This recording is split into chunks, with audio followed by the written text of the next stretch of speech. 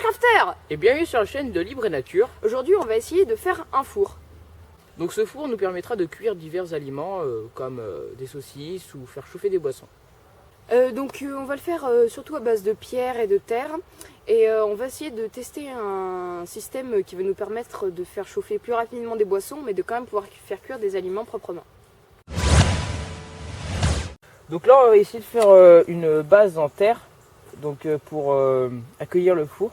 Donc d'abord on va mettre un petit peu de terre, là c'est de la terre un peu argileuse, donc ça peut se façonner facilement, que c'est un peu argileux. Et ensuite on fera une sorte de structure en cylindre pour accueillir le four avec une entrée pour mettre du bois et quelques petits trous d'aération. Donc là j'ai déjà fait le premier pan de mur, donc ce sera plus une... Tout à l'heure je vous ai dit que ce sera cylindrique, mais en fait ce sera plus rectangulaire, voire carré. En fait c'est beaucoup plus facile de le faire. Donc un pan de mur donc d'une hauteur d'à peu près 15 cm. L'autre côté est en construction, puis après on n'aura plus qu'à faire le fond et voilà, on peut voir que la terre est un peu orangée. C'est parce qu'il y a de l'argile à l'intérieur, donc ça fait une terre un peu plus claire. Donc voilà, 5 minutes plus tard, j'ai enfin fini de faire les premières structures du four. Donc ici c'est le fond. Ensuite là ici c'est là où on viendra poser les bouts de bois, donc on peut voir c'est à peu près grand comme une main, donc c'est pas très grand.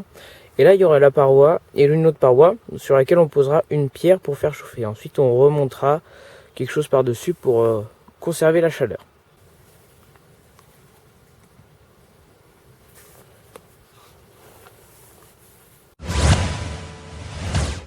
Donc là on a fini le premier monticule ici à gauche, un au fond un peu plus petit que celui de droite, celui de gauche. Et donc là, pour maintenir la terre au-dessus, on va utiliser donc 2 bâtons comme ça. Donc on va caler délicatement comme ceci.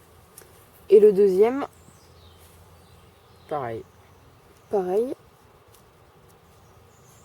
Toc. Et donc là, on va pouvoir mettre la terre par-dessus et on pourra conserver la chaleur.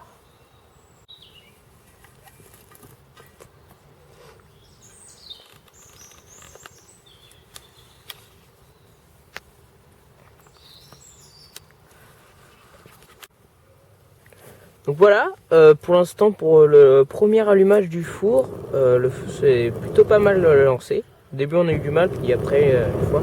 Et c'est parce qu'il y a un manque en apport en oxygène, du coup on est obligé de sans arrêt souffler. Mais En fait, il vaut mieux commencer par faire le feu devant et ensuite au fur et à mesure pousser à l'intérieur du four et ouvrir aussi par l'arrière.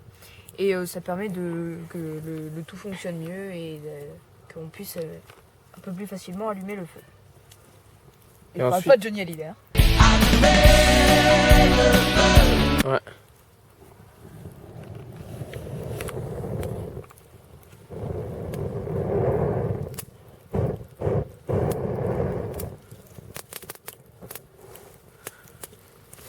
On peut aussi essayer de creuser une sorte de U dans le four pour essayer de permettre à ce que l'oxygène aille dedans plus facilement, parce que là l'espace est quand même assez petit, du coup c'est un peu un défi de faire prendre un feu à l'intérieur. Mais voilà.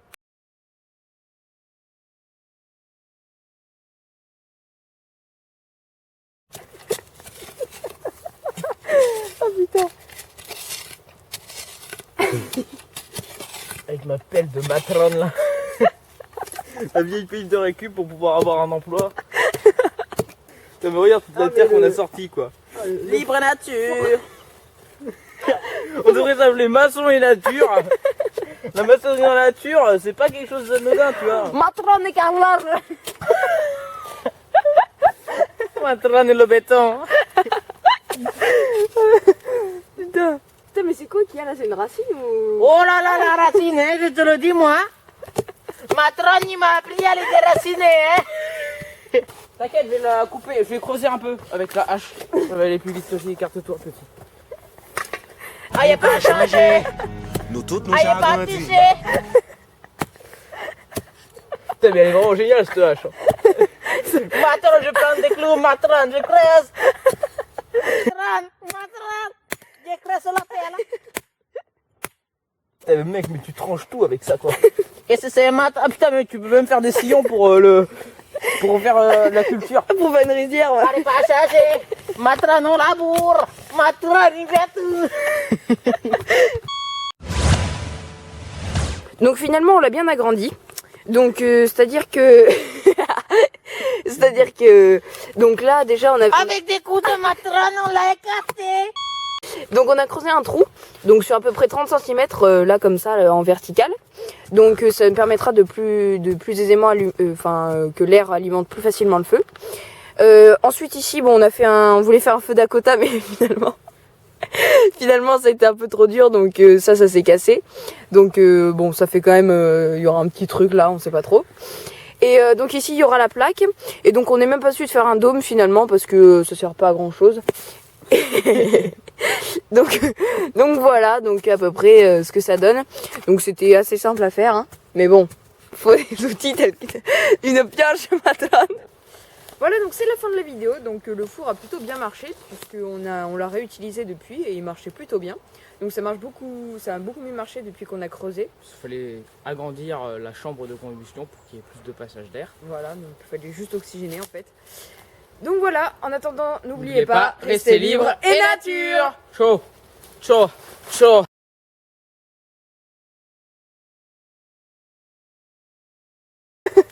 Putain. Mais putain, mais... Heard it all, putting into that.